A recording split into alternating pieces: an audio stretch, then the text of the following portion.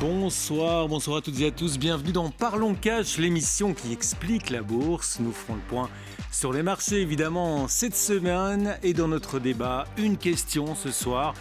Faut-il investir et comment, surtout dans les marchés émergents? Réponse avec vous, Tara Bendo. Bonsoir Tara. Bonsoir. Mais aussi bien sûr avec nos invités, Kevin Tozet. Bonsoir Kevin pour Carmignac ce soir. Nicolas Eusicom à vos côtés.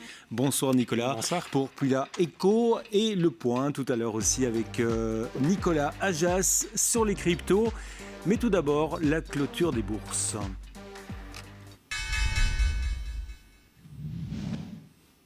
Des marchés qui rebondissent donc en cette fin de semaine. On va rejoindre pour l'Europe Thomas Veillet pour swissquotezonebourse.com à Genève. Oui, alors les marchés européens ont vécu une semaine relativement tranquille, en tout cas en surface. C'est un peu plus complexe quand on gratte un petit peu à l'intérieur. Lundi, les bourses européennes ont fini dans le rouge. C'était pas un crash, bien sûr, mais une descente plutôt résignée, façon du style « Ouais, j'en peux plus, laissez-moi tranquille ». Les investisseurs digèrent les chiffres manufacturiers qui n'étaient pas terribles aux États-Unis. Au milieu de ce chaos miracle, Air France-KLM prenait 7% parce que JP Morgan a dit que finalement, ils avaient plutôt bien le dossier.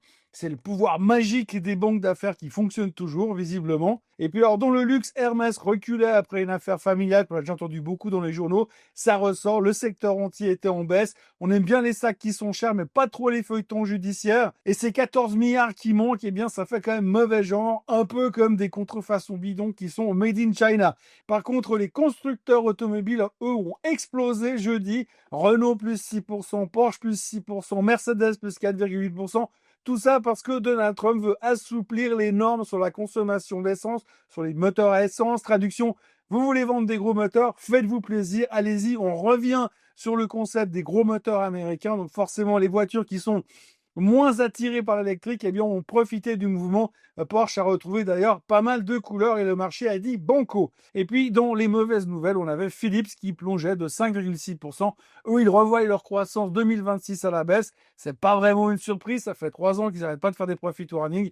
Au final, cette semaine, ça nous rappelle une seule chose. Mauvaise nouvelle, bullish. Bonne nouvelle, bullish. Nouvelle neutre, bullish aussi. On ne sait plus lire une statistique. On interprète juste tout dans le sens qui fait monter les indices. C'est de la psychologie de marché pure. C'est totalement irrationnel. On se raccroche simplement aux baisses de taux qui vont arriver. Et c'est magnifique à observer tant que ça fonctionne. Côté chiffres de la semaine à venir, mardi, on aura AutoZone, Campbell's, Groupe Partouche. Mercredi, ce sera Oracle, Adobe, Synopsys et Lennar. On va surtout regarder très attentivement Oracle parce qu'on parle beaucoup de leur endettement en ce moment. Et jeudi, nous aurons Broadcom, Costco et Lululemon. Et puis, si vous n'étiez pas au courant, mercredi soir, la semaine prochaine, eh bien, Jérôme Powell annoncera sa décision sur les taux américains. Et à partir de là, la vie ne sera plus jamais pareille. Bon week-end à tous et très bonne semaine. Voilà, merci à Thomas Veillet, un peu de Swissquote depuis Genève. Direction Wall Street pour cette fin de semaine. On va rejoindre Peter Tuchman à New York. It's a little bit almost schizophrenic the way the market is acting. And I think it's a function of the fact that we are so tied to news that's coming out. We were starved for data, right, when the government was shut down. And then the government reopened, and we were hoping that the normal flow of communications, of information, of PPI, CPI, the data around that the Fed uses to make its decisions, and that we as an economy use to understand how are things going. We've not been able to get back online about it. We're getting so many mixed messages. One day the economic data is super soft, and one day it's not. To the point where we actually had the probability of interest rates cut in December spike down to 15% probability, and then 3 days later spike up to 88%. And the market responded accordingly, went down 1,000 and up 1,000. So what does that say to me? That means that everybody is really confused. And then we've got the November retail numbers that came out of Black Friday and Cyber Monday, which were some of the best sales numbers that we've seen. And people in Belgium need to understand that 75% of the profits of retail in the US happens in these 2 days. A company can actually be negative 50% coming into retail sales on Cyber Monday, Cyber Monday and Black Friday, and actually close out the year as a profitable entity. That's how big a trade that's how big a day it is for retail. We're talking trillions of dollars. And so with this year, it showed us what our fear was, that the economy, even though the market is strong, the economy is not so strong, and that it will be borne out by a very weak Thanksgiving. When they open the doors on Thanksgiving for people to shop for Christmas, it will be weak. But in fact, it wasn't. So it's a matter of how we interpret that. Does that mean the economy is doing better? Or should we interpret it that no matter what, even people who are struggling are going to buy Christmas presents for their kids? I don't know how we interpret it. But anyway, all that being said, we just broke 48,000, right? Next stop is 50,000. I already printed up to 50,000 hats. I think that we just had earnings of a lot of those MongoDB and a lot of the secondary AI companies that were stellar earnings. So I think that the demand for all of that stuff is very evident. And so I think off to the races. But look, all eyes are on next Wednesday, right? The Fed meeting will be very telling. And how much they cut it, we know they're going to cut it. But how much they cut it and what did they say about 2026? Who will be the new Fed chairman and what is the position? You know what? Look, I've spent a lot of time this week with Santa Claus. It seems like he's here for a couple of weeks, no question. It's a 173-foot tree. It's the second biggest tree in New York. And it was thousands of people here. We had some wonderful singers and dancers and stuff like that. It's a good celebration. But yes, Santa Claus seems to be here. Et voilà, il nous reste à analyser maintenant le Forex, taux de devise et matières premières. On rejoint ce soir Catherine Danse depuis Belfius à Bruxelles. Les données de cette semaine ont renforcé la conviction des marchés que la Banque centrale américaine baissera ses taux d'0,25% la semaine prochaine. Cette baisse de taux est maintenant attendue à plus de 90% par les participants de marché.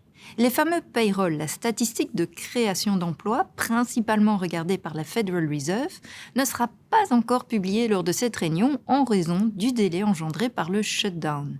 Néanmoins, des statistiques secondaires publiées ces derniers jours nous indiquaient un niveau de création d'emplois un peu plus atone. Rien d'alarmant dans la mesure où les licenciements baissaient par ailleurs sur le dernier mois.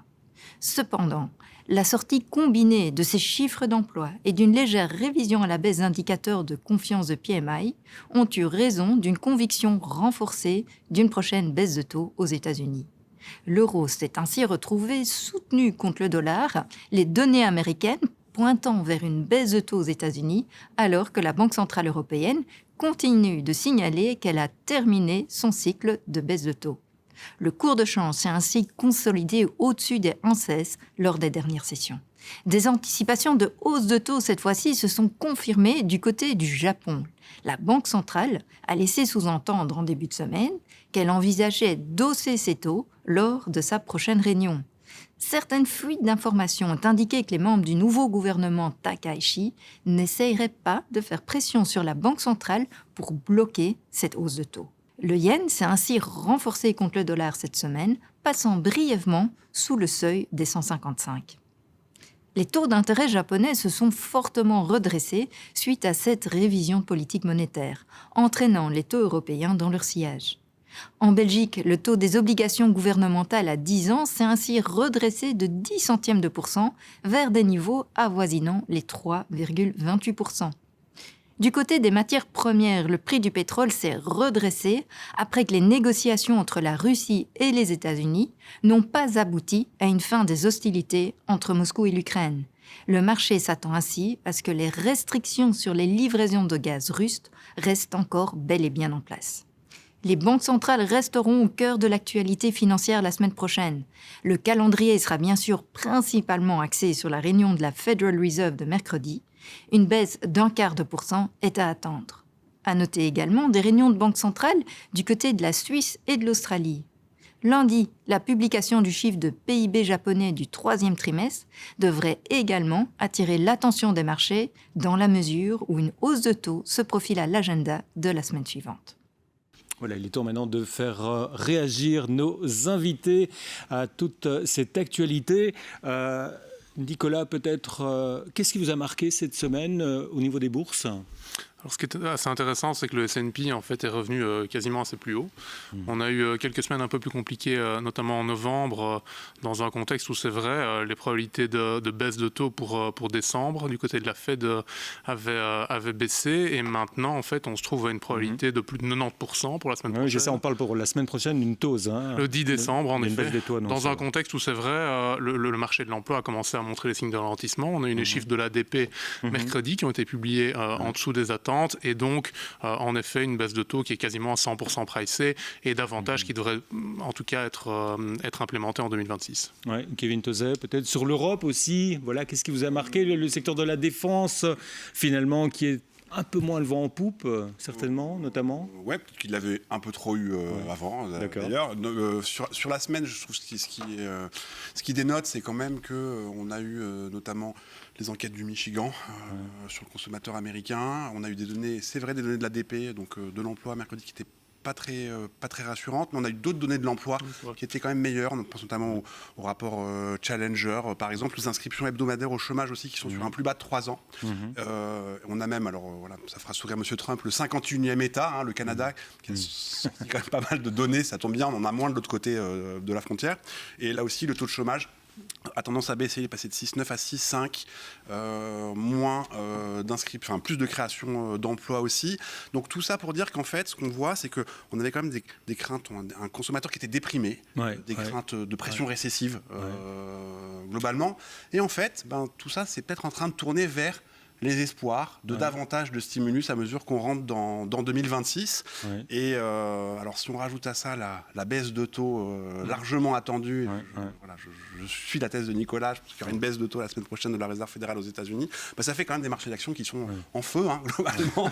On a le Nasdaq plus 1,5, les petites et moyennes capitalisations américaines aussi en forte hausse. L'Europe qui s'en sort bien. Alors la France un peu moins, on sait pourquoi. Mais le DAX qui fonctionne bien aussi. Les marchés émergents aussi. Le pétrole. On va en parler évidemment tout à l'heure. Le pétrole aussi. Donc tout ça, ça dresse quand même un tableau qui, je crois, plutôt prône à de la prise de risque, un cycle économique qui semble se prolonger et des baisses de taux qui arrivent. C'est plutôt un cocktail favorable pour les actifs risqués et notamment pour les marchés d'actions. Donc une fin d'année plutôt positive, Nicolas. En effet, oui, c'est là-dessus qu'on table. Comment votre portefeuille balancé, le portefeuille médium quel est-il en fait pour Puy-Latco ? Dans ce contexte, en fait, on maintient notre surpondération sur les marchés actions par rapport aux obligations. Donc, comme Kevin le disait. Et du cash aussi ? Environnement. Oui, alors une position cash, mais qui n'est pas excessive non plus dans les portefeuilles, parce qu'on essaye aussi de la faire travailler dans la poche obligataire. Matières premières également ? Matières premières, évidemment, en termes de diversifiant, et une poche d'or qu'on maintient et qui a très bien fonctionné depuis le début de l'année.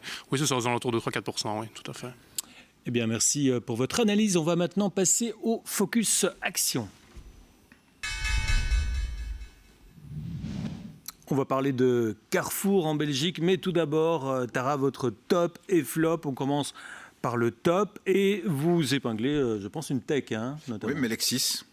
Alors, pour ceux qui l'avaient oublié, en fait, Melexis, c'est une entreprise belge qui est active dans tout ce qui est microprocesseurs et les puces.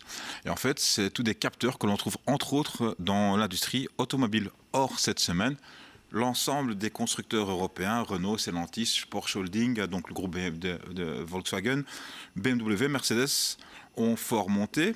Alors, et ces capteurs, on les retrouve partout. On le voit à l'écran, que ce soit dans les pare-chocs, dans la boîte de vitesse, dans le freinage. On a énormément d'électronique aujourd'hui dans les véhicules. Alors, on a également un allègement attendu en fait, de la réglementation européenne sur les émissions. C'est ce qui a été le premier catalyseur de cours pour toutes les valeurs du secteur automobile. Je vous rappelle que normalement on est censé arrêter les véhicules thermiques neufs, la vente en 2035. Ça va être probablement prolongé à 2040, voire 2045. Et alors Donald Trump, qui aux États-Unis veut supprimer ou fortement assouplir la norme très stricte de consommation de carburant qui était imposée par Joe Biden. Et puis alors il y a aussi un effet naturel de rattrapage pour Melexis. Je vous rappelle, en mars 2023, et puis un petit peu avant, on était au plus haut à 106, on était tombé à 50, maintenant on est remonté à 62. Donc très belle valeur belge. Donc en résumé, un petit peu, voilà pourquoi le cours de Melexis a remonté cette semaine. Voilà pour les tops. Du côté des flops, une pharma. Non, pas une pharma. une entreprise active dans le secteur du tabac. Philip Morris, tout à fait l'inverse. Ah oui, je vous aviez noté Eli Lilly, donc c'est pour ça. Oui. Eli Lilly qui est juste derrière, mais Philip Morris est devant. Alors, je vous rappelle que cette semaine, bonne nouvelle, ils ont re-signé le deal avec Ferrari pour la Formule 1. Alors, un contrat qui date depuis plus de 50 ans, donc c'était une bonne nouvelle, mais ça n'a pas suffi à faire remonter le cours. Je vous assure qu'en fait, je vous rappelle plutôt que la croissance attendue des produits sans fumée est entre 12 et 14%. Donc, c'est toutes les cigarettes comme IQOS ou ZYN. Sauf qu'il y a actuellement un problème, c'est que Shopify fait face à des réglementations de plus en plus strictes pour justement qu'on bloque la vente de ces produits, entre autres sur les plateformes américaines et autres. Et donc, les cours de toutes les valeurs du secteur du tabac en souffrent. Et puis, on termine par le Focus Action. Donc, on a évoqué une fermeture de Carrefour en Belgique, une vente très certainement. Voilà, que faut-il en penser au niveau des marchés notamment ? Alors, je vous rappelle que Carrefour a déjà vendu ses activités en Italie. C'est un groupe français. Alors, Alexandre Bompard, qui avait été élu en tant que PDG, entre autres pour modifier tout à fait la structure du groupe, puisqu'en fait, comme vous le savez, Carrefour, c'est un petit peu un grand distributeur, mais multiformat. Alors, ça veut dire qu'en fait, il y a à la fois des hypermarchés, des supermarchés, et puis aussi des petites supérettes de proximité. La plupart de toutes ces formules sont franchisées, sauf les hypermarchés. C'est ce qui pèse très lourd. Et c'est le modèle qui ne fonctionne plus, vraiment hypermarché. Alors, ils ont essayé, entre autres, de passer à ce modèle de franchisé en France, puisqu'en France, les concurrents comme Super U, Intermarché, Leclerc sont, eux, des coopératives ou un système de franchise. Et donc, c'est tout à fait différent, puisqu'en effet, quand on est directement employé par le groupe Carrefour, par exemple en Belgique, la commission paritaire n'est pas la même que si c'est un franchisé qui vous emploie. Parce qu'il y a des nombres d'effectifs qui sont différents, enfin plein d'autres critères qui rentrent en ligne de compte. Du côté, en fait, quand on regarde le cours de bourse, en effet, j'ai pris deux concurrents, le concurrent britannique Tesco et puis le concurrent américain Walmart. Lui, c'est le leader mondial de très très loin. Pour un peu faire un comparatif du cours de bourse, clairement, Walmart est loin devant. Et il suffit en fait de regarder, d'avoir un petit peu au niveau des critères de l'entreprise. En fait, on voit que Carrefour souffre de pas mal de choses. Alors, la structure des coûts qui est élevée, sa chaîne d'approvisionnement. La concurrence aussi, évidemment. La concurrence. Les hard discount. Oui, mais vous regardez en fait sur les critères que j'ai mis, qu'on voit à l'écran. En fait, il y en a 6. Et sur les 6 quasiment, Carrefour n'a qu'un dans lequel il est très fort. Et en fait, quand on regarde, c'est tout ce qui est multiformat. Mais pour tout le reste, Tesco et Walmart sont bien devant. On voit par exemple que la rentabilité de Carrefour n'est pas au rendez-vous. Tesco, oui, et Walmart très très fort. La puissance d'achat est limitée. Au niveau de l'e-commerce et de l'IA, Carrefour a énormément de retard par rapport à ses concurrents britanniques ou américains et même ses concurrents européens sur le marché français. Donc voilà, alors bientôt, Carrefour, je pense que les hypermarchés en Belgique vont rester, mais ils vont être soit devant... La direction de Carrefour se veut rassurante. En tous les Carrefour cas. Belgique. Mais n'oubliez pas que le vrai centre de décision, il est en France. Donc même si les syndicats Carrefour Belgique, pour le moment, ont vraiment fumé le calumet de la paix, pour l'instant, je vous dis qu'il faudra quand même attendre la décision de Carrefour France. Et je dis visiblement... le modèle, entre guillemets, de Carrefour, en tout cas Belgique, et Carrefour Monde en général, je parle du grand groupe, ne fonctionne pas. Il suffit de regarder... il y a des différences entre les pays. Au Brésil, ça marcherait très bien, mais en Belgique... Le Carrefour va se concentrer sur ces pays prioritaires, et notamment le Brésil. La France également. Oui, et surtout aussi, une chose qu'il faut bien se dire aussi, on l'a bien vu en Belgique, c'est la proximité. Carrefour, tous les petits Carrefour Express sont des commerces de proximité qui marchent très bien. Et ça, par contre, Carrefour veut absolument maintenir. À noter que c'est un secteur où les marges nettes sont très, très petites. Marges nettes pour Walmart, 2,5%. Un chiffre d'affaires évidemment plusieurs milliards. Pour Carrefour, on est en dessous des 2% et Tesco juste au-dessus. Donc vraiment très, très, très limité. Kevin Tozet, peut-être un petit mot, une petite analyse sur ce modèle Carrefour, qui connaît des difficultés, en tous les cas en Belgique. Je pense qu'on peut même prendre un pas de recul, c'est-à-dire que c'est vrai que ce secteur de la grande distribution, et notamment en France, traverse quand même des périodes assez difficiles. On se souvient du cas Casino Rallye il y a quelques années de ça. Carrefour maintenant, on a aussi quand même un changement d'environnement, c'est-à-dire que est passé par là 2022 les hausses de taux, le coût en capital, ça compte aussi, a fortiori dans des modèles d'affaires qui ont quand même pas mal recours à des instruments de dette.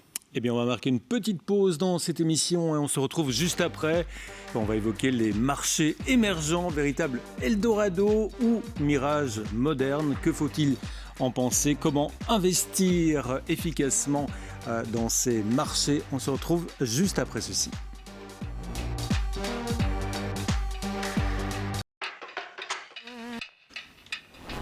Nous sommes de retour dans Parlons Cash. Dans un instant, les cryptos avec Nicolas Ajas. Mais tout d'abord, les marchés émergents, véritable Eldorado ou mirage moderne. Investir dans les marchés émergents fait souvent rêver, c'est vrai. Croissance de 4,2% en 2025. Adoption technologique rapide, population jeune et économie mobile first. Tout semble pointer vers un immense potentiel. Mais derrière cet enthousiasme se cache souvent une forte volatilité, des risques politiques élevés et des régulations instables. C'est vrai, Tara, on va analyser tout cela ensemble. Mais tout d'abord, vous êtes venu avec des chiffres. Oui, alors première chose, il y avait une toute première quasiment mondiale qui est arrivée cette semaine sur les marchés chinois et africains. La Standard Bank est devenue la première banque africaine à s'intégrer directement au système de paiement interbancaire transfrontalier de la Chine. Le CIPS, qui est un petit peu le SWIFT chinois, sauf qu'il est beaucoup plus rapide. Et donc, info très importante. Deuxième chose, quand vous regardez les projections de croissance du FMI, clairement, on voit que pour le monde entier, l'économie mondiale, on a 3% de projection de croissance. Pour les pays avancés, en général, quand on regarde bien, les économies occidentales, on a à moins de 2%. Et puis en fait, qu'on voit que si l'économie mondiale est tirée à 3%, c'est grâce aux pays émergents et en voie de développement qui sont en général à des croissances économiques de 4% annuelles. Et la Chine est comprise toujours dans ces pays émergents. Alors, bien sûr, maintenant, quand on regarde un petit peu plus près, j'ai pris, par exemple, l'indice MSCI Emerging Markets, donc l'indice des marchés émergents. Alors, vous voyez le graphique en vert, c'est le MSCI World. Je vous rappelle, 1600 entreprises. Et évidemment, les États-Unis ont un gros poids dans cet indice. Juste en dessous, on a le MSCI AQUI. Et en dessous, en ligne bleue, les MSCI Emerging Markets. Les perspectives, quand on regarde sur 5 ans, évidemment, les performances ne sont pas présentes. Mais cette année-ci, ça recommence à remonter tout doucement. Une belle année, cette année-ci, l'année 2025. Alors, si vous regardez en détail, le tableau suivant, on va en détail regarder, vous voyez le top 10 des plus grosses valeurs qu'il constitue. Donc, on voit, il y a Taiwan Semiconductor, Tencent, Alibaba, tout ça. En dessous, on voit le poids de chaque pays. Alors, évidemment, il faut se rapprocher de sa télévision, mais je peux déjà vous dire que dans le grand fromage en bas à droite, tout ce qui est jaune, c'est la Chine, et en orange, c'est Taïwan. 28 et 20%. Donc, au niveau du MSCI Emerging Markets, la Chine et Taïwan pèsent pour la moitié. Voilà. Oui. Et juste à côté, on a au niveau les pondérations sectorielles. En jaune, on le regarde, c'est l'IT, l'informatique. Et en orange, il s'agit du secteur financier. Donc, en fait, avec ces deux secteurs et ces deux pays, vous avez quasiment la moitié de l'indice. Je pense qu'on n'est pas vraiment très conscient du poids de la Chine dans l'économie actuelle. En tout cas, pour les Occidentaux, ne s'imaginent pas l'importance qu'a la Chine et les tissus économiques qu'elle a pu lier et qu'elle a fait croître ces dernières années. On le voit aujourd'hui avec les véhicules électriques qui arrivent en masse en Europe avec les batteries. C'est la partie visible de l'iceberg. Ouais. Mais les pays africains, également d'Amérique latine et asiatique, commencent à être vraiment très dépendants de ce pays-là. Et je pense que Nicolas a des graphiques encore aussi intéressants à nous montrer. Oui, en effet, mais sur la Chine, c'est intéressant parce que c'est une des raisons pour laquelle l'indice, sur les années précédentes, performait moins bien. Alors que cette année-ci, c'est le contraire. Il ne faut pas oublier que la Chine était quand même dans une situation compliquée, dans le sens où... crise immobilière, post-Covid avec les lockdowns, une consommation vraiment à la ramasse, entre guillemets, avec une confiance des consommateurs qui reste encore compliquée, cette très confiance. Basse. Oui, en effet, avec des taux d'épargne qui sont très importants dans la consommation chinoise, tout simplement aussi parce qu'ils sont pénalisés par un marché marché immobilier, qui a perdu sur le marché secondaire, les maisons ont perdu 20% de valeur par rapport au pic. Si vous savez que vous avez plus ou moins 50% de l'épargne moyenne en Chine qui est détenue dans les actifs immobiliers, ça pèse sur la consommation. Par contre, cette année-ci, c'est vrai qu'on remarque quand même un rebond de la Chine avec un indice MSCI China qui est en hausse de plus ou moins 30% depuis le début de l'année. Il y a quand même plusieurs raisons qui font qu'on peut être un peu plus optimiste pour les années futures. Ça, c'est votre deuxième graphique que vous avez apporté. Oui. Et ça, en fait, c'est dû à quoi? On le voit, il y a plusieurs faits qu'on voit sur le graphique. C'est ça, je montrais justement les différents éléments. Donc, post-Covid avec les lockdowns. Donc, en vert, c'est l'indice de la Chine, la bourse chinoise. En gros, les valeurs chinoises, et alors en jaune ou vert clair, le MSCI World. Ce qui est surtout intéressant à regarder, c'est le rebond sur l'indice chinois, qui est notamment lié à plusieurs choses. Tout d'abord, on a eu le moment DeepSeek en début d'année. Grosse surprise sur l'IA, qui a surpris tout le monde, les Américains. Oui, avec un engouement assez important sur un secteur technologique chinois qui était délaissé. Il ne faut pas oublier que le gouvernement chinois avait quand même resserré les boulons, je dirais, il y a quelques années. C'est un peu le sentiment inverse cette année-ci. Et puis, il y a pas mal de mesures de stimuli qui sont également mises en place en Chine, autant d'un point de vue monétaire que d'un point de vue fiscal, qui ont d'ailleurs été annoncées il y a plus ou moins un an. Et ça va certainement continuer dans ce sens-là l'an prochain pour stimuler la consommation. Puis il y a également des mesures qui sont prises au niveau de l'offre. Il ne faut pas oublier qu'en Chine, on a vraiment un problème de surcapacité qui amène un problème structurel, qui est une déflation en Chine. Ça, c'est dû au manque de confiance des consommateurs. C'est ce qu'on voit sur votre graphique, le troisième, où on voit en fait la confiance des consommateurs chinois. Un mismatch qui a chuté. Oui, c'est ça, un mismatch entre la demande intérieure en Chine qui est liée à la consommation et une offre beaucoup trop importante donc en termes de production. Et donc en fait, on a un effet déflationniste en Chine qui dure déjà maintenant depuis, je pense, plus de 7 trimestres, d'où la volonté du gouvernement d'amener ce plan d'anti-involution qui en fait consiste à un petit peu recadrer ça, ramener de l'inflation, diminuer la concurrence accrue qu'il y a sur certains secteurs. On parle notamment, par exemple, des panneaux photovoltaïques, on peut parler de l'automobile aussi, qui est un secteur qui est impacté directement par ça. Donc l'idée, c'est d'essayer de booster la demande intérieure en boostant la consommation, mais ça, je pense que ça doit passer par une stabilisation du marché immobilier et diminuer l'offre. Tout ça aurait plutôt un effet positif typiquement sur l'inflation en Chine. Ouais, Kevin Tolzé, on l'a vu avec Tara, les performances de ces pays émergents tirent vraiment les prévisions générales mondiales vers le haut finalement. Et oui, mais peut-être que le graphique que montrait Tara, on regarde dans le rétroviseur, no offense Tara, mais si on regarde par le pare-brise, peut-être que ce qui nous attend, c'est un environnement qui est bien plus porteur. Parce que si on reprend un peu de distance, c'est-à-dire que si je fais la séquence, on va dire des 10 dernières années, promis, je fais rapide, on est quand même passé par 2013, on se souvient de ce fameux taper tantrum, où il y avait quand même beaucoup d'excès dans les pays émergents, des déficits de compte courant très importants. Il y a eu un ajustement extrêmement important qui s'est fait dans ces pays émergents. Et ça s'est fait sur l'autel de la croissance. Et donc on a quand même eu une croissance économique, certes, qui était plus forte dans les pays émergents, mais qui était moins forte que ce qu'on pouvait espérer. Ça nous amène à une situation... C'est ce qu'on voit à l'écran ici. Exactement. Et ça nous amène aujourd'hui dans une situation, donc ce qu'on essaie d'illustrer ici, c'est d'un côté les taux de croissance dans les pays développés, pour les plupart d'entre eux et puis pour la moyenne, et puis dans les pays émergents, on voit bien, on a beaucoup plus de croissance économique dans les pays émergents que dans les pays développés. C'est un peu l'évidence quand je dis ça, mais c'est quand même important de se le dire. Et ensuite, il y a un deuxième élément qui est important, c'est que et d'autant plus important aujourd'hui quand on regarde des pays comme celui dont je viens, où il y a des déficits entre 5 et 7% et des taux d'endettement à 3 chiffres, on a plus de croissance dans les pays émergents et on a beaucoup moins d'endettement. Même dans des pays comme le Brésil. Tout à fait. Où il y a des problèmes. Et pour le tout, mais au Brésil aussi, il y a eu des ajustements. Donc c'est pour ça que quand on se positionne aujourd'hui, le rebond, je pense que c'est plus qu'un rebond, la bonne performance des marchés émergents, cette surperformance des marchés émergents, c'est plus qu'un aspect conjoncturel. Il y a des aspects vraiment de long terme et une situation, un point de départ qui est largement meilleur. On a aujourd'hui des bien meilleurs fondamentaux économiques. Et Oui. Ouais, pardon. Je t'en prie. Tout en présentant quand même des valorisations, même s'il y a eu un rebond depuis le début de l'année, qui sont quand même attractifs vis-à-vis du marché américain. Il y a toujours une décote si on regarde les ratios. Oui, si on regarde par exemple des actions comme Alibaba, Tencent, elles ont fortement décoté, elles ont monté. Mais... C'est vrai, mais si on regarde le fameux indice MSCI Emerging Market que tu as montré, il y a toujours une décote de plus ou moins 40% en termes de ratio cours-bénéfice futur par rapport au S&P 500. C'est supérieur à la moyenne historique en fait. Alors il y a quand même des risques, hein, on l'a dit, peut-être à investir dans ces marchés. Quels sont-ils? C'est notamment les risques politiques, notamment. Kevin? Oui.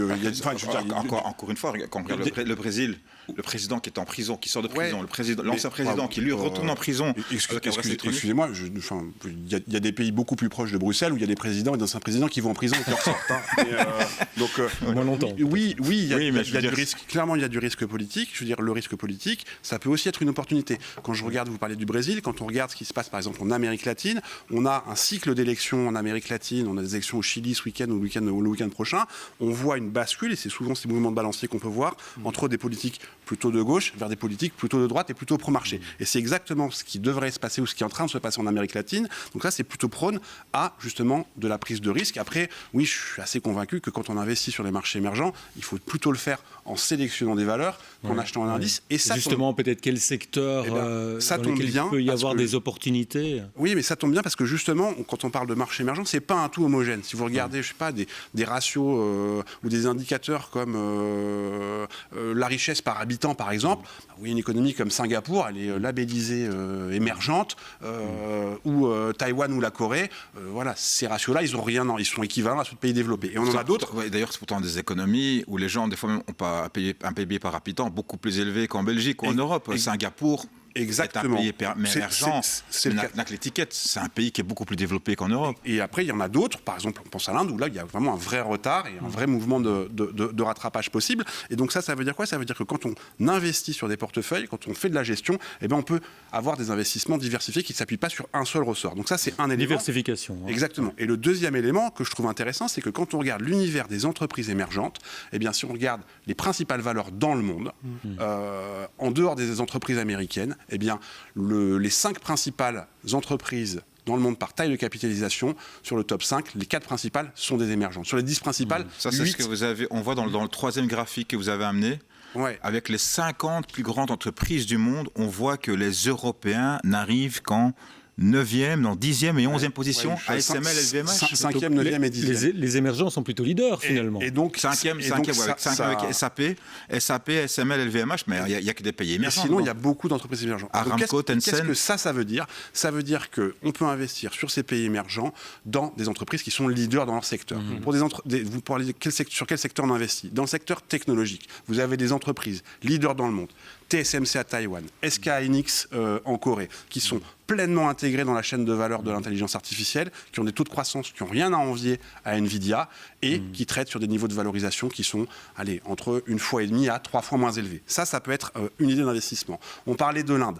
L'Inde, c'est le pays où il y a le plus de croissance nominale. La croissance nominale, elle se retrouve dans les entreprises. On a 5, 6%, 7% de croissance potentielle, un petit peu moins d'inflation. Ça fait 15% de croissance nominale. Ça veut dire quoi? Qu'on va avoir beaucoup de croissance des bénéfices par action en Inde. Deuxième idée d'investissement.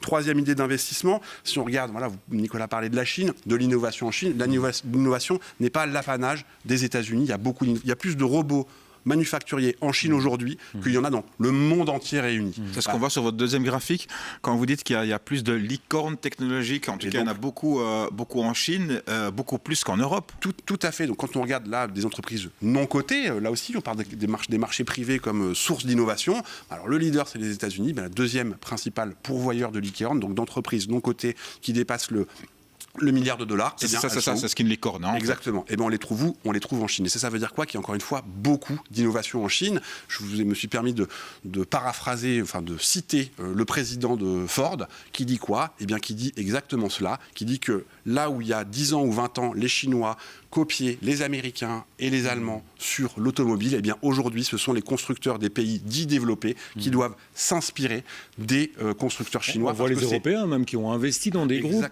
comme Volkswagen, par exemple, dans Xpeng. Tout à fait. Et donc, on voit bien que l'innovation aujourd'hui, c'est dans les pays émergents qu'elle se fait. Et donc, sur un troisième pilier d'investissement, une troisième idée d'investissement, il y a aussi un autre facteur. C'est comme c'est des pays dans lesquels il y a ce qu'on appelle un rattrapage en termes de développement économique. Eh bien, ça veut dire quoi ? Ça veut dire qu'il y a beaucoup de secteurs d'activité qui sont sous-pénétrés. Si vous regardez le secteur de l'assurance ou de la banque ou de la gestion d'actifs dans lesquels on travaille avec Nicolas, eh bien, globalement, ici, nos spectateurs, ils ont au moins un compte en banque, voire plusieurs. Eh bien, c'est pas le cas dans les pays émergents. Et donc, ça veut dire quoi ? Que des secteurs, exactement, des secteurs comme le secteur de la banque, le secteur de l'assurance, les secteurs de la fintech, eh bien, il y a une vraie, on va dire un vrai vent arrière très important. Et ça aussi, ces taux de croissance-là, ils doivent se retrouver dans les résultats des entreprises. Pour conclure, Nicolas, donc il faut regarder les pays émergents et voilà, beaucoup de volatilité peut-être, mais diversifiée. En effet, peut-être juste un dernier point. En général, les pays émergents ont plutôt un vent dans le dos quand le dollar faiblit,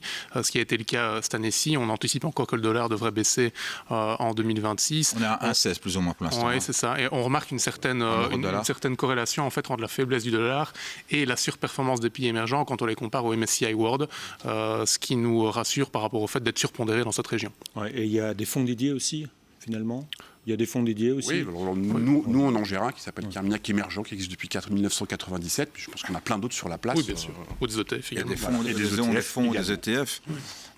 Moi, je terminerai par une chose. J'avais amené un dernier graphique au niveau des pays les plus peuplés au monde. En 2025, l'Inde et la Chine, évidemment, sont devant, puis suivis par les États-Unis, l'Indonésie, le Pakistan. Et on voit en fait qu'il y aura vraiment un shift d'ici 75 ans, 75 ans. L'Inde et la Chine restent toujours devant, suivis par le Pakistan, le Nigeria et le Congo. Les États-Unis vont tomber quasiment à la 6e ou 7e place. Donc on voit vraiment qu'au niveau démographique, il n'y a rien à faire. Ces pays-là vont nous dépasser. Et alors, en dehors de la Chine qui va être divisée, dont la population va être divisée par 2, les autres, il faut bien se dire qu'ils vont multiplier la population par 3. Et souvent, les 2 tiers de la population ont moins de 25 ans, voire moins de 18 ans dans certains pays. Donc à tenir à l'œil, bien sûr, les pays émergents. On va tout de suite s'intéresser aux cryptos avec Nicolas Ajas.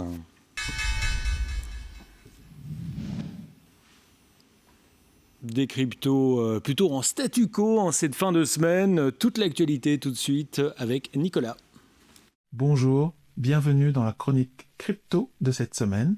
Nous allons commencer par l'accélération de l'adoption des crypto-monnaies et tout particulièrement du Bitcoin. Qu'affirme Michael Saylor?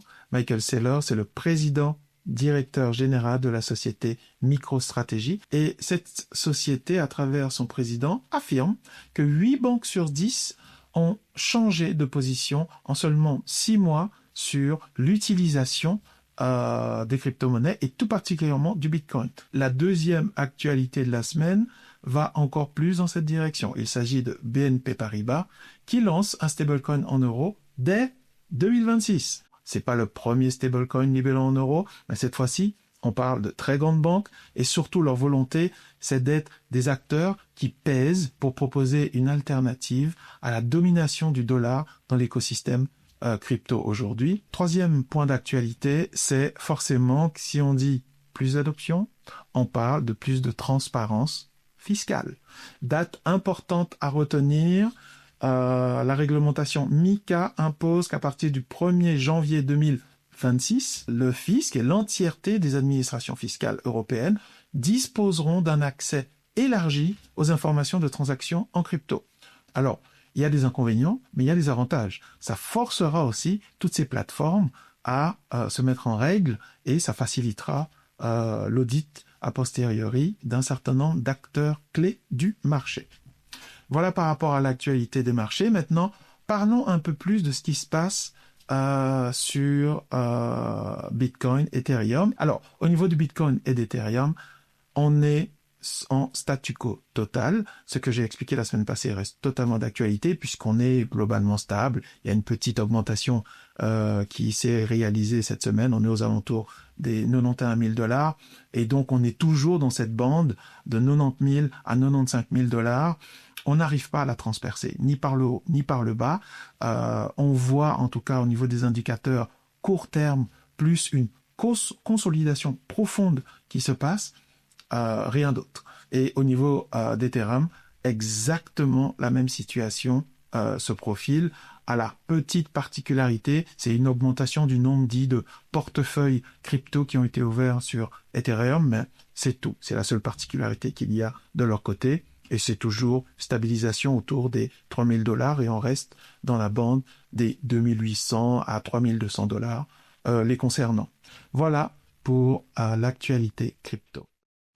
Et voilà, on retrouve Nicolas Agias, bien sûr, la semaine prochaine dans Parlons Cash. On marque une petite pause et puis on se retrouve pour la dernière partie de l'émission avec vos questions investisseurs à nos experts. À tout de suite.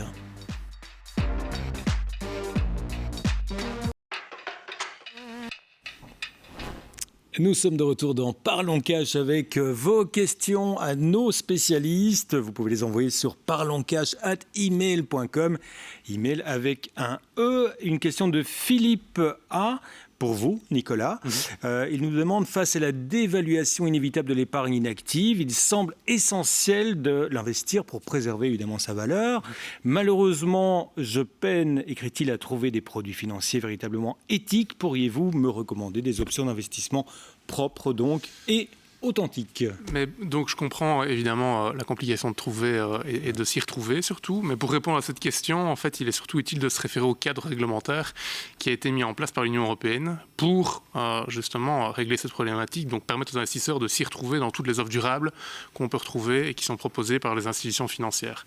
Ce qu'on appelle la SFDR, donc ça a été mis en place en mars 2021, et l'objectif, c'est vraiment de rendre la finance durable plus transparente, lutter contre le greenwashing et permettre justement aux investisseurs de mieux comparer les produits financiers. Donc il y a en fait 3 classifications selon le SFDR. Il y a article 6, article 8 et article 9. Très résumé, article 6, ça va être un fonds ou donc un produit qui n'intègre pas de critères ESG dans ses investissements. Un article 8, ça va être un fonds qui va promouvoir des caractéristiques environnementales, sociétales, tout en ayant quand même une bonne gouvernance, mais sans objectif de durabilité clair et précis, comme on peut le retrouver par contre dans un article 9, où là on parle plutôt de dark green, donc des investissements qui ont vraiment un but clair d'avoir un impact positif et qui investit donc que dans les sociétés qui répondent à des critères de durabilité qui sont stricts. Ouais. Pour les investisseurs, ce qu'il faut surtout faire, c'est qu'en fait, il y a des obligations en termes de reporting pour les fonds.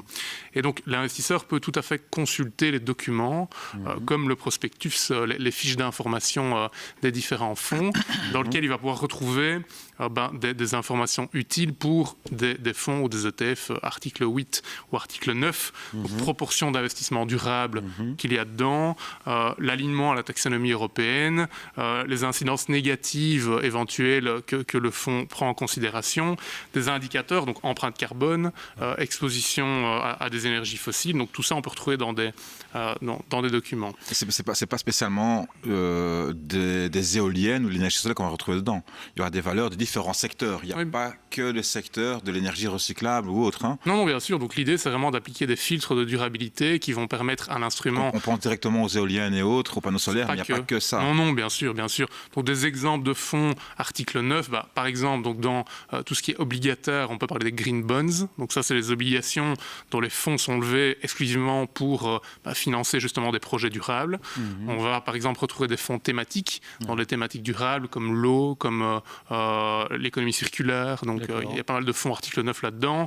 Il y a des ETF aussi, actions par exemple, qui vont appliquer des filtres de durabilité très précis, avec des objectifs de décarbonisation, en ligne avec les accords de Paris. Donc il y a vraiment un univers assez large, en fait. Voilà. Donc le meilleur, c'est article 9, et la classification est très concrète, sur des critères très concrets. Oui, et j'invite quand même l'investisseur à regarder la fiche d'information pour vraiment se faire une idée. Il n'y a pas que des actions. Non, bien sûr, mais il y a aussi des obligations. On appelle les green bonds. Les green bonds, c'est sur lesquels aussi il y a des critères encore plus stricts même, je crois. Oui, tout à fait. Donc voilà, je veux dire, l'investisseur a le choix, en tout cas. Eh bien, merci Nicolas. Vous pouvez continuer à nous envoyer vos questions sur parlonscash@email.com. Tout de suite, le dicton. Et c'est un dicton pour vous, Kevin. Ce soir, la stabilité est déstabilisante. C'est un dicton de Hyman Minsky de l'Université de Chicago. Vous pouvez peut-être nous rappeler un peu qui c'est et voilà ce qu'il faut en tirer comme conclusion de ce dicton. Donc c'est un économiste américain de l'école post-keynésienne. Professeur à Harvard, Chicago. Qui a beaucoup écrit, qui a construit une théorie, ou la théorie d'instabilité financière, qui a fait la une qui est remontée dans la mémoire collective post-grande crise financière de 2008. Sa théorie, je la trouve intéressante et particulièrement, on va dire, adaptée, parce qu'elle peut faire écho au contexte d'aujourd'hui. Pourquoi ? Parce que ce qu'il dit, c'est que, en fait, la stabilité économique, elle peut engendrer de l'instabilité. Pourquoi ? Parce qu'elle tend à engendrer des comportements spéculatifs. Et donc en fait, trop de stabilité tue la stabilité. Ça pourrait être quelque chose de cet ordre-là. Pourquoi ? Parce qu'en fait, ça engendre un endettement excessif, que ça engendre une prise de risque qui est excessive. Et donc, si j'essaye de raccrocher ce dicton-là à ce qu'on peut voir aujourd'hui, on voit, M. Minsky théorise notamment que quand les revenus croissent à un rythme beaucoup plus important que ce que coûte le remboursement de la dette, ça entraîne à prendre plus de dettes, et ça fait peut-être écho à ce qu'on peut voir dans le secteur de l'intelligence artificielle aujourd'hui, où il y a des grandes entreprises phares, notamment on pense à OpenAI, qui a assez peu de revenus d'un côté, donc des revenus qui croissent mais qui sont assez faibles, et qui a des niveaux de dette qui sont de l'ordre d'un ratio de 1 à 10, ça pourrait être un écho. L'autre écho que ça pourrait engendrer, c'est ce qu'on peut voir sur les marchés, par exemple, de la volatilité, ces fameux indices de la peur, ces indices VIX sur les marchés d'actions ou MOVE sur les marchés de taux d'intérêt. Et bien quand il y a beaucoup de stabilité, ces indices de la peur, ces indices VIX ont tendance à baisser. C'est plutôt une bonne nouvelle pour les investisseurs contrariants tels qu'on peut l'être. Pourquoi ? Parce que ça veut dire que c'est dans ces environnements-là où on peut essayer d'acheter de la protection, acheter une forme d'assurance à ce que la situation se retourne. Donc dans ce proverbe de Minsky, qui a aussi théorisé les fameux Minsky Moments, c'est justement ces moments où on réalise qu'il y a peut-être trop de risques dans le marché. C'est avant ça qu'il faut se positionner et essayer d'être un petit peu contrariant. À retenir donc. Merci beaucoup Kevin, merci Nicolas d'avoir participé à cette émission.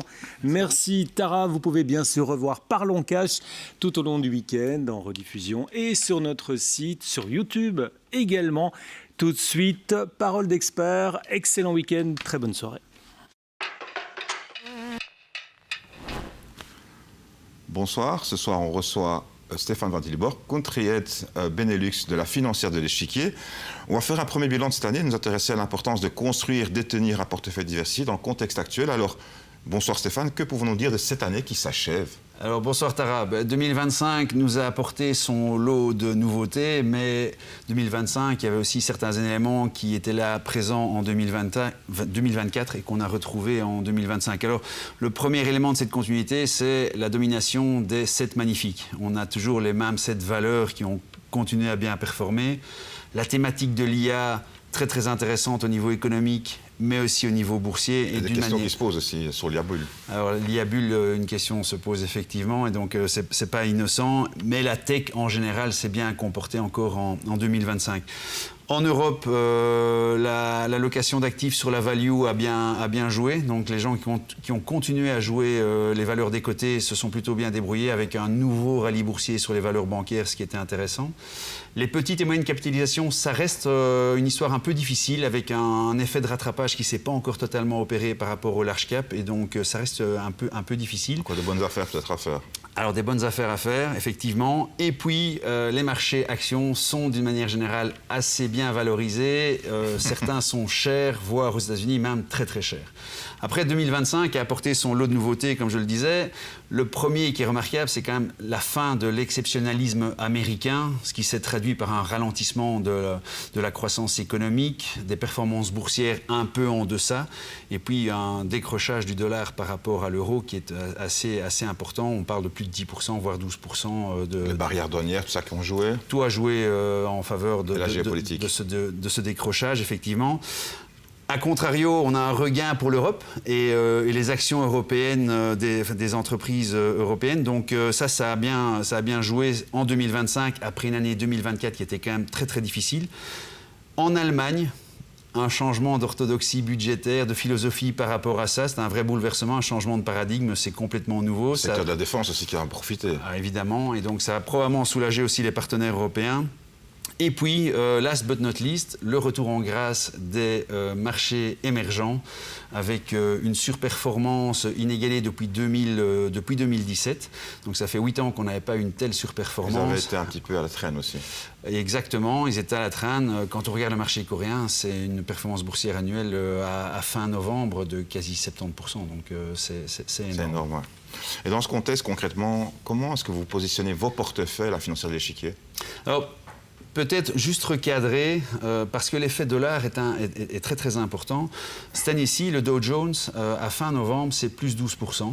Le S&P, c'est plus 16%. Le Nasdaq, c'est plus 21%.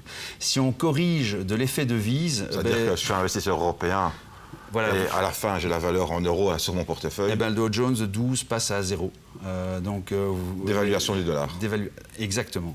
Le S&P, c'est plus que 4% et le Nasdaq, c'est plus que 8%. Là où en Europe, évidemment, vous êtes dans votre zone économique européenne, l'Eurostock, c'est plus 16%. L'Allemagne a fait avec le DAX plus 20%. Le BEL 20, pour nos téléspectateurs, c'est plus 18%, avec un champion européen, l'IBEX, donc à Madrid, qui est à plus de 40% de performance boursière à fin novembre.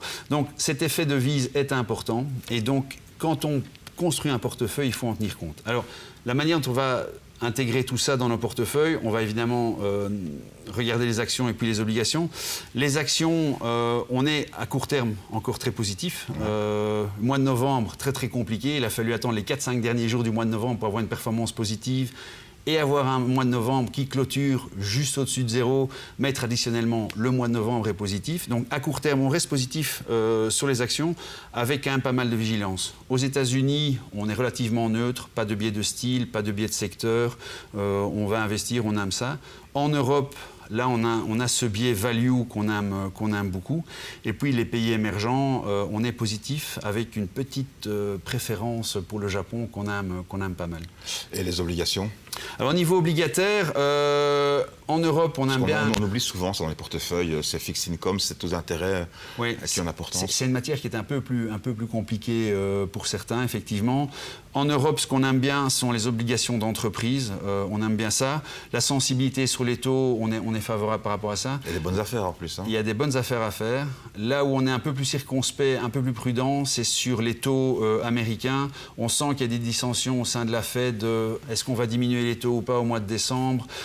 Prudence pour les États-Unis. Oui, le comité des gouverneurs est un petit peu dispersé. Exactement. Et dans ce contexte, justement, la diversification du portefeuille, ça reste la clé? Alors, c'est la règle numéro 1. Parce que juste avant, c'était justement la concentration justement sur les 7 magnifiques. Oui. Et maintenant, ici, c'est l'inverse. Oui, en fait, la recette magique. Oui, alors, c'est contre-intuitif, mais quand le nombre de risques augmente, l'intérêt, c'est de s'exposer à un plus grand nombre de risques. C'est bêtement statistique. Quelle est la probabilité que tous ces risques se manifestent en même temps? Elle est très, très faible. Et donc, il vaut mieux éparpiller les risques et en avoir un peu plus dans son portefeuille. Je sais que c'est contre-intuitif. Une des raisons de ça, c'est que les classes d'actifs sont jamais les mêmes gagnantes d'année en année. Une fois, ce sera la techno, une fois, ce seront des bancaires et tout ça. Donc, il vaut mieux s'exposer à différentes classes de risques. À côté de ça, la diversification, le choix, il est large. Aujourd'hui, on peut se diversifier, que ce soit en termes de style, value, donc les valeurs des côtés, la croissance, la taille, des petites, moyennes aux grandes entreprises. Thématiques, géographiques, sectorielles. Les thématiques à la financière d'échiquier, nous, on cherche à définir, à trouver quelles sont les méga-tendances qui vont façonner l'économie de demain. Une fois qu'on les identifie, on essaye de se positionner. Ça participe également à la diversification. Et pour les ETF, est-ce que c'est vraiment un concurrent ou pas du tout? Alors oui, je pense qu'on les oppose un peu trop. Il y a de la place pour tout le monde. Dans un contexte de marché difficile, avec une recrudescence des risques, il est selon moi important de regarder quand même la gestion active, qui a encore ses lettres de noblesse, parce que la gestion active permet d'opérer une décorrélation par les arbitrages qu'on fait au sein de cette gestion, décorrélés par rapport au marché. Donc le gestionnaire peut enlever ou surpondérer dans les valeurs dans lesquelles il croit ou qu'il ne croit pas du tout. Et c'est dans ce contexte-là que la valeur ajoutée du gérant est vraiment très très importante. En fonction de vos analyses. Exactement. Merci beaucoup Stéphane Wattliborg. À bientôt. À bientôt.